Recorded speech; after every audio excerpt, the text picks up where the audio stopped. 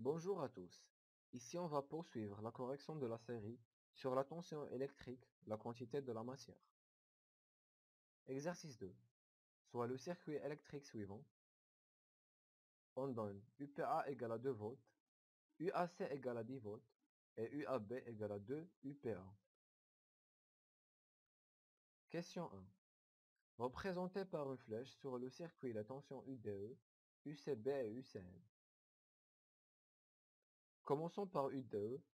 La flèche doit commencer du point E et pointer vers D. Pour UCB, la flèche doit commencer du point B et pointer vers C.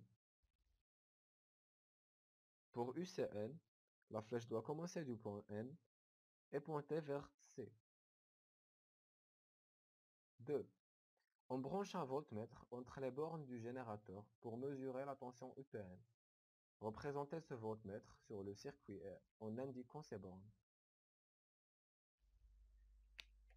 On sait bien que le voltmètre se branche en parallèle, alors on doit le poser ici. À gauche sa borne positive et à droite sa borne négative. Le calibre du voltmètre étant fixé à 30 volts et l'aiguille s'arrête devant la graduation 14 sur l'échelle 30. Calculer la valeur de UPN, en déduire celle de UNP. On calcule d'abord UPN. On a comme règle UPN égale à N fois C sur grand N. On remplace chaque élément par sa valeur et on obtient après calcul 14 volts. On sait que UPN égale à moins UNP. On conclut donc que UNP égale à moins 14 volts. Calculer les valeurs des tensions UDE, UCB et UCN. On calcule UDE. D'après la loi d'additivité des tensions, on commence par D pour arriver à E, et on obtient UDE égale à UDC plus UCA plus UAE.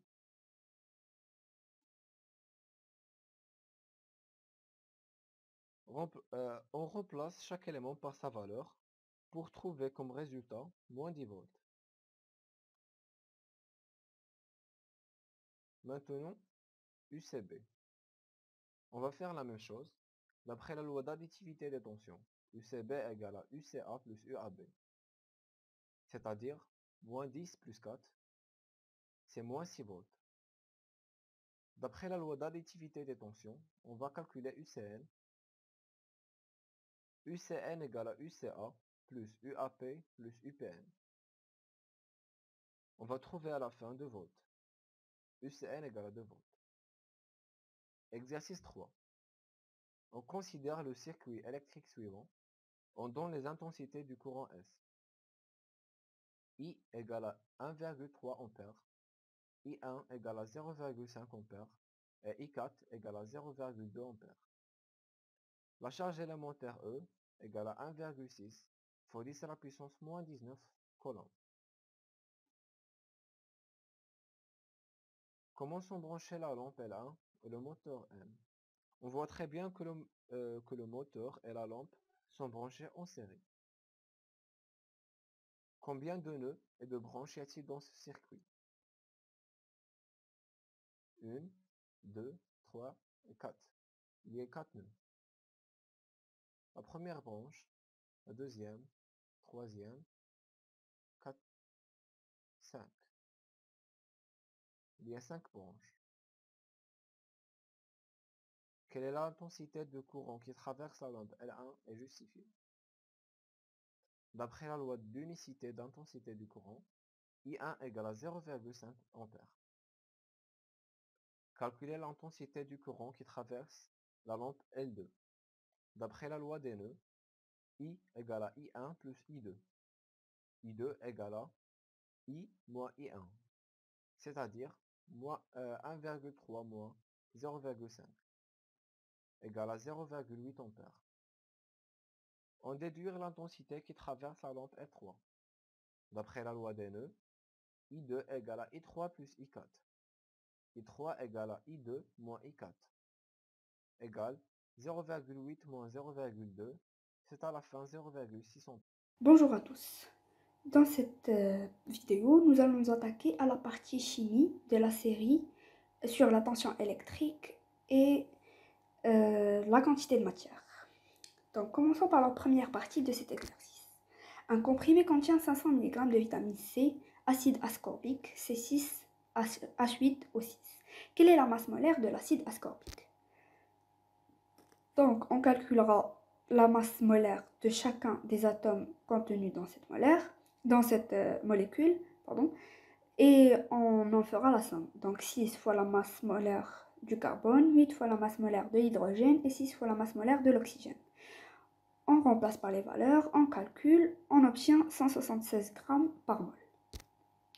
Question suivante, quelle est la quantité de matière d'acide ascorbique dans un comprimé? On utilisera alors la relation la masse sur la masse molaire. Nous avons comme donnée la masse du comprimé est de 500 mg, donc 0,5 g, et la masse molaire qu'on a précédemment calculée, 176 g par mol. On calcule et on obtient 2,84 fois 10 puissance moins 3 mol. Question suivante, combien y a-t-il de molécules d'acide ascorbique dans un comprimé? Donc, on connaît la relation N égale à grand N sur Na. Donc, on utilisera cette relation pour calculer grand N. On multipliera petit n par grand Na.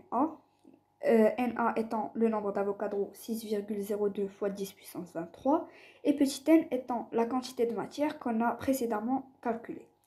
On remplace par les valeurs. Après calcul, on obtient 1,70 fois 10 puissance 21. Question suivante. Dans une molécule d'acide ascorbique, quels sont les pourcentages en nombre d'atomes des éléments chimiques C, H et O? Donc rien de plus facile. Nous prenons le nombre d'atomes de cet élément. Par exemple, commençons par le carbone. Nous avons 6 atomes de carbone dans cette molécule.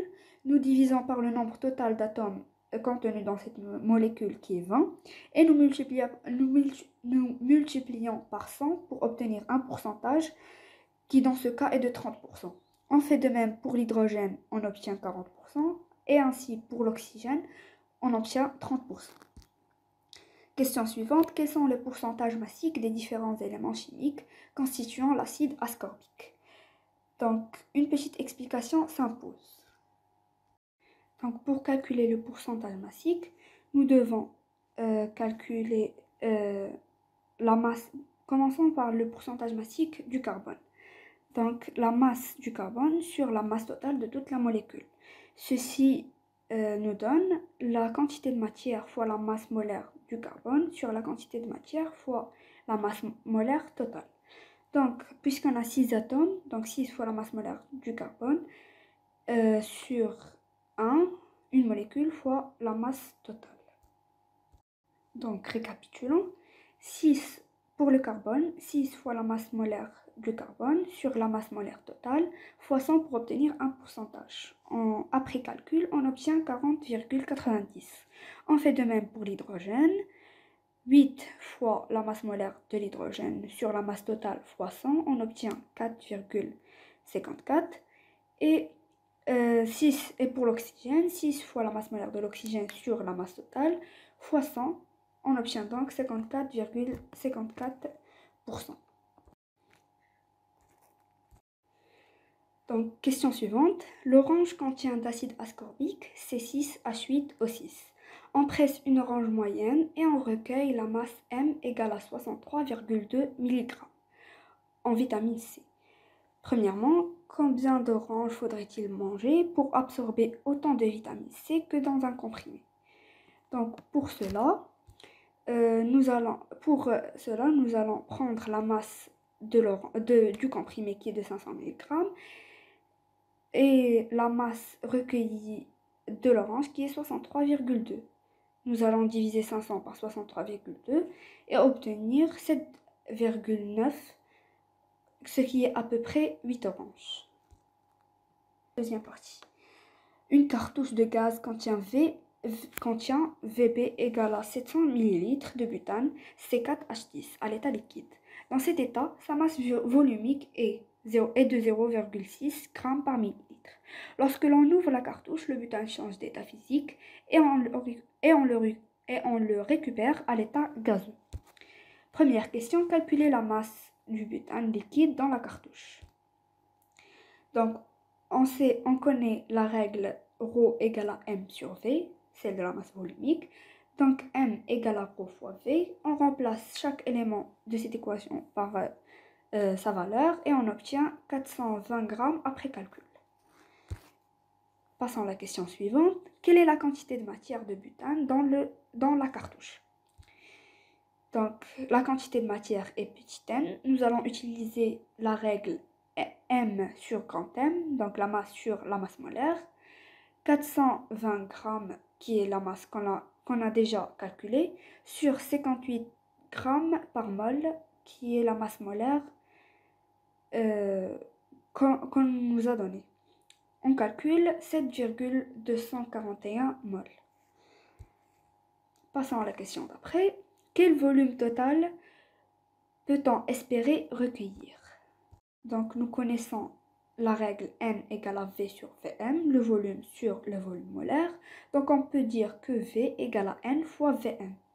Donc, N étant la quantité de matière qu'on a calculée et Vm, 24 litres par mol, qui est une constante, la constante des gaz, la constante volume molaire des gaz. On calcule, on obtient 173,79 litres. Donc, merci d'avoir suivi la correction de cette série. Ces exercices ont été faits par les élèves Safwan Mouktan, Salman Oujrou et El Amseudi et ont été encadrés par le professeur de physique, M. Chloé.